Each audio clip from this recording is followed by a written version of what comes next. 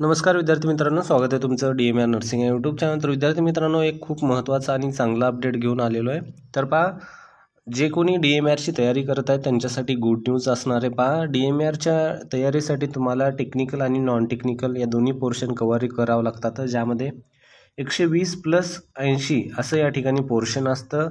120 बऱ्याच जणांना अडचण जाते, कारण हे जे असते नॉन टेक्निकल असते आणि टेक्निकल जे बऱ्याच जणाला कॉलेजमध्ये वगैरे शिकल्यामुळं माहिती असते. तर पहा, हा जर पोर्शन तुम्हाला अवघड जात वगैरे असेल तर त्यासाठी एक घेऊन आलेलो आहे आपण सक्सेस करिअर अकॅडमीचं खूप चांगलं कोचिंग आहे, ज्यामध्ये तुम्हाला DMRचा जो क्रॅश कोर्स आहे तो अवेलेबल असणार आहे. ज्यामध्ये तुम्हाला पहा, सध्या फीस जे आहे याच्यामध्ये 10,000 आहे, पण सध्या ऑफर चालू आहे. ऑफरमध्ये तुम्हाला फक्त 2,500 रुपये फीस या ठिकाणी अवेलेबल असते. खूप चांगली याच्यामध्ये सवलत चालू आहे ऑफरमुळे. तर जे कोणी DMRची तयारी वगैरे करत आहे तर त्यांच्यासाठी ही चांगली न्यूज आहे. तर तुम्ही नक्कीच या ठिकाणी तुम्ही कोर्सला एनरोल करू शकता. यामध्ये पहा, तुम्हाला काय काय फीचर्स अवेलेबल असणार आहेत. आगामी परिचारिका स्पर्धा परीक्षेची पूर्ण तयारी असणार आहे.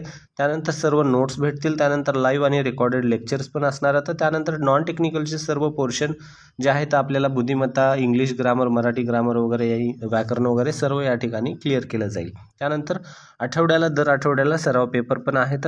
जॉईन करायचं असेल तर प्ले स्टोअरवर तुम्हाला सक्सेस करिअर अकॅडमी हा टाकून तुम्ही ॲप डाउनलोड करून घेऊ शकता. अन्यथा 3 नंबर दिलेले आहेत, या नंबरवर कॉल करून पण चौकशी करू शकता. तर चला व्हिडिओ स्टार्ट करू. पहा, CHO salary pattern in India. तर पहा, CHO पूर्ण इंडियामध्ये हे जे आहे पद चालू झालेलं आहे, ज्यामध्ये आयुष्यमान भारत अंतर्गत या ठिकाणी ही पोस्टिंग असते. विद्यार्थी मित्रांनो, बऱ्याच जणांचा एक रिक्वेस्ट येत होती की सर CHOमध्ये सॅलरीचा पॅटर्न कसा असणार आहे, त्यामध्ये सॅलरी कशी असते, त्यामध्ये सॅलरी चेंजेस होणार आहेत वगैरे असं ऐकण्यात येत आहे. तर खरं आहे का? तर त्या संदर्भात हा व्हिडिओ. तर पहा, पूर्ण CHOची सॅलरी किती असते, त्यामध्ये काय चेंजेस होतील का नाही होतील, हे सर्व गोष्टी आपल्याला ह्या व्हिडिओमध्ये पाहायला भेटतील. व्हिडिओ स्किप नका करू. नक्कीच व्हिडिओ यामध्ये तुम्हाला इम्पॉर्टंट आणि इन्फॉर्मेशन भेटणारे सर्व. लाईक करायला पण विसरू नका आणि स्किप पण नका करू. तर चला व्हिडिओ स्टार्ट करू. पहा, CHO जे असतं, CHO म्हणजे कम्युनिटी हेल्थ ऑफिसर ही पोस्ट आहे. CHO ही कम्युनिटी हेल्थ ऑफिसर ही पोस्ट असते. यामध्ये कम्युनिटी हेल्थ ऑफिसर, ठीक आहे, जे की सब सेंटर लेवलला या ठिकाणी तुम्हाला जॉब करायचा आहे. ठीक आहे, सब सेंटर लेवल म्हणजे काय असते पहा. ठिकाणी एक अगोदर तुम्ही असं लक्षात समजून घ्या की याचा जो सिक्वेन्स आहे रेफरल सिस्टीमचा तो तुम्हाला माहीत असला पाहिजे. जो या ठिकाणी आपल्याला कॉलेजमध्ये वगैरे जेव्हा तुम्ही नर्सिंग शिकता, ट्रेनिंग वगैरे होतं, तेव्हा तुम्हाला माहीत असतं. ज्यांना माहिती नाही आहे त्यांच्यासाठी इन्फॉर्मेशन आहे ही.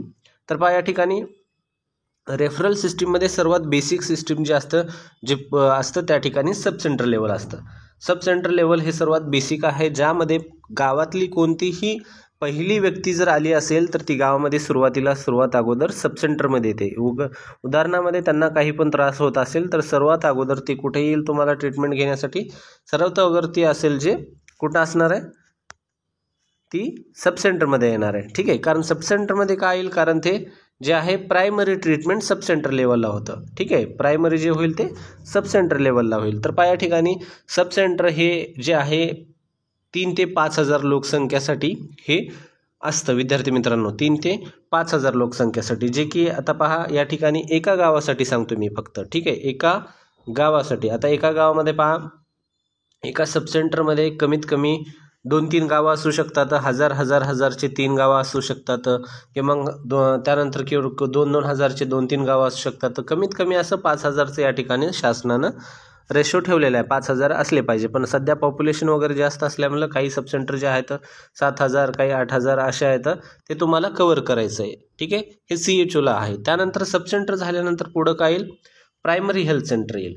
प्रायमरी हेल्थ सेंटर जे आहे, प्रायमरी हेल्थ सेंटर तुम्हाला या ठिकाणी सब सेंटरचं रेफरल जे आहे, तुम्हाला पेशंट वगैरे कुठं पाठवायचं ते तुम्हाला प्रायमरी हेल्थ सेंटरला पाठवायचं आहे. कुठं पाठवायचं? पुढं प्रायमरी हेल्थ सेंटरला पाठवायचं आहे. त्यानंतर पहा, प्रायमरी हेल्थ सेंटरची जी लोकसंख्या असते ती किती असते? ती प्रायमरी हेल्थ सेंटरची लोकसंख्या असते विद्यार्थी मित्रांनो, ती असती 20 ते 30,000 पर्यंत असते. ठीक आहे, ती किती असणार आहे? 20 ते 30,000 पर्यंत. तर पहा, यामध्ये प्रायमरी सब सेंटर नंतर जाईल पुढं प्रायमरी हेल्थ सेंटरला. प्रायमरी नंतर पुढं कुठं जाईल? तो कम्युनिटी जे हेल्थ सेंटर आहे त्या ठिकाणी जाईल. ठीक आहे, हे रेफरल सिस्टीम लक्षात असू द्या, सब सेंटर, त्यानंतर पुढं प्रायमरी हेल्थ सेंटर, त्यानंतर पुढं जाईल कम्युनिटी हेल्थ सेंटर. ठीक आहे, कम्युनिटी हेल्थ सेंटर. तर सब सेंटरला असेल 5,000, त्यानंतर प्रायमरीला असेल 20,000, त्यानंतर कम्युनिटीला असेल 80,000 पासून 1,20,000 पर्यंत. ही एवढी यांची लोकसंख्या असेल. या लोकसंख्येनुसार या ठिकाणी सब सेंटर वगैरे बनवले जातात. तर सब सेंटरमध्ये CHO असतो, CHOमध्ये एक ANM असते, त्यानंतर एक MPW असतो. MPW तुम्हाला माहिती आहे मल्टीपर्पज वर्कर, त्यानंतर एक ANM असतो.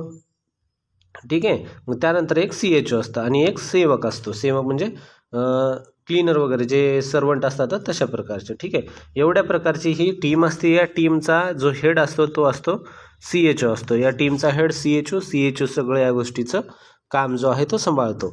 ॲक्च्युली काम करायचं काय असतं ना CHOना, या ठिकाणी तुम्हाला OPD काढायचं असते. नॅशनल प्रोग्राम जे आहेत ते नॅशनल प्रोग्राम तुम्हाला पूर्ण जे आहे तर गव्हर्नमेंट रन करतं ते तुम्हाला कव्हर करायचे आहेत, त्यांच्यामध्ये अपडेट पूर्ण पुढं पाठवायचे आहेत. त्यानंतर मोस्टली OPD वगैरे, त्यानंतर NCD वगैरे. NCDचा सध्या जास्त प्रॉब्लेम असल्यामुळे NCDवर शासनाने भर देण्यासाठी सांगितलेलं आहे, NCD वगैरे. तर ह्या सर्व गोष्टी ह्या सब सेंटर लेवलमध्ये चालतात. तर तुम्हाला याच्या ठिकाणी पेमेंट किती असते तर पहा, सब सेंटर लेवलमध्ये प्रत्येक स्टेटला वेगवेगळ्या प्रकारची पेमेंट आहे. ठीक आहे, प्रत्येक ठिकाणी ही पेमेंट जी आहे सर्वांना वेगवेगळी आहे.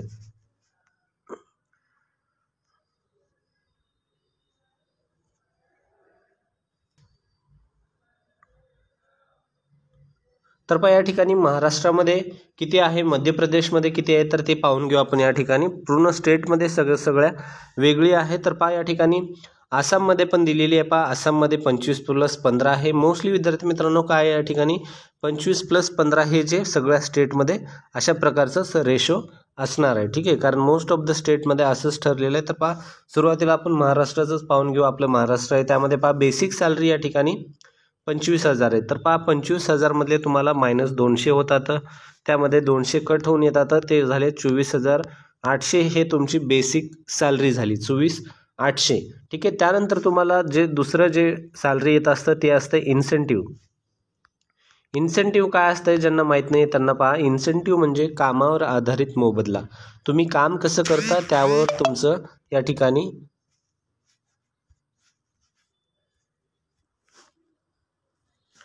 ठिकाणी तुम्हाला त्यानुसार पेमेंट भेटत असतो. तर ॲक्च्युली इन्सेंटिव्ह किती असतो, इन्सेंटिव्ह जो असतो हा इन्सेंटिव्ह असतो तुम्हाला 15,000चा. ठीक आहे, 15,000चा या ठिकाणी इन्सेंटिव्ह शासनाकडून तुम्हाला दिला जातो, ज्यामध्ये तुम्हाला जे काम आहे त्या कामामध्ये तुमचं काम कसं आहे त्यानुसार तुम्हाला तुमचा इन्सेंटिव्ह ठरला जातो. ठीक आहे, तर पहा या ठिकाणी 15,000 इन्सेंटिव्ह आहे. यामध्ये तुम्हाला 13 इंडिकेटर दिले जातात. 13 असे तुमचे काम करण्याचे जे पॉईंट्स आहेत 13 पॉईंट्स असतात. त्या 13 पॉईंटमध्ये तुम्हाला काम करायचं असतं. ते 13 पॉईंट जे असतील ते तुमचे डेली OPDमध्ये एक पॉईंट असेल, त्यानंतर मग दुसरा असेल NCDचे किती तपासणी झाली, त्यानंतर नॅशनल प्रोग्राम किती झाले, त्यानंतर ANCचे चेकअप किती झाले, डिलिव्हरी किती झाल्या, त्यानंतर स्फोटम वगैरे किती घेतले, हे सर्व पॉईंट या 13 पॉईंटमध्ये ॲड असतात. हे 13 पॉईंट जर तुमचे पूर्ण दर महिन्याला कंप्लीट होत गेले तर तुमचे जे 15,000 आहेत ते 15,000 तुम्हाला त्या ठिकाणी लागून येतात. मोस्टली 15,000 प्रत्येकाला येत नसतात. ज्या ठिकाणी 14,000 असेल, काही जर चांगलं काम असेल तर त्या ठिकाणी 14,500 वगैरे येतात. तर काही तुरळक असतात ज्यांना 15,000 पण भेटतात. ठीक आहे, तर पहा अशा प्रकारे तुम्हाला 24,800 प्लस या ठिकाणी तुम्ही 14 जरी पकडलं तर अशा प्रकारे जवळपास तुम्हाला 36 पासून ते 38 पर्यंत, किंवा मग चांगलं काम असेल तर 39 किंवा 40 पण जाऊ शकतं CHOची सॅलरी जे महाराष्ट्रामध्ये आहे. ठीक आहे, यामध्ये तुम्हाला अशा प्रकारची ही सॅलरी महाराष्ट्रामध्ये टोटल भेटते. ठीक आहे, जे 25+15 अशी आहे. यामध्ये ॲडिशनल इन्सेंटिव्ह जे आहे पहा, ॲडिशनल इन्सेंटिव्ह या ठिकाणी दिलेला आहे. ॲडिशनल इन्सेंटिव्ह जे हे आहे 15,000, हे फक्त हार्डशिप अलाउन्सेस आहे. जे कोणी आदिवासी एरियामध्ये वगैरे आहे त्या ठिकाणी काम करतात त्यांना हे 15,000 एक्स्ट्रा भेटतात, त्या ठिकाणी त्यांचे वाढून होतात. तर असे एकूण सॅलरी जे आहे आदिवासी एरियावाल्या वगैरे त्यांना ही 25-15+15 अशी पडते. आणि जे आपलं मराठवाडा वगैरे असं रिजन आहे, बाकीचं एरिया रिजन, त्यामध्ये टोटल 25+15 अशा प्रकारे पडते विद्यार्थी मित्रांनो. आता हे झालं अगोदरचं, सध्या 2018 पासून जे चालू आहे हे सध्या हे पेमेंट चालू आहे. सध्या शासनाने जो नवीन GR काढलेला आहे NHMच्या परमनंटच्या यामध्ये स्ट्राईकमध्ये वगैरे, तर त्यामध्ये सॅलरीचा थोडासा चेंजेस करण्यात आलेला आहे, ज्यामध्ये तुम्हाला पहा पेमेंट जो असणार आहे हा 35+5 करण्याचा असा शासनाचा नवीन प्रोसेस चालू आहे. ठीक आहे, तर तुम्हाला किती असेल 35 हे तुमचं पेमेंट असेल, ज्यामध्ये तुम्हाला पूर्ण 35, ज्यामध्ये 34,800 हे पेमेंट पडेल अकाउंटला आणि 5,000 तुमचा कामावर आधारित मोबदला असेल.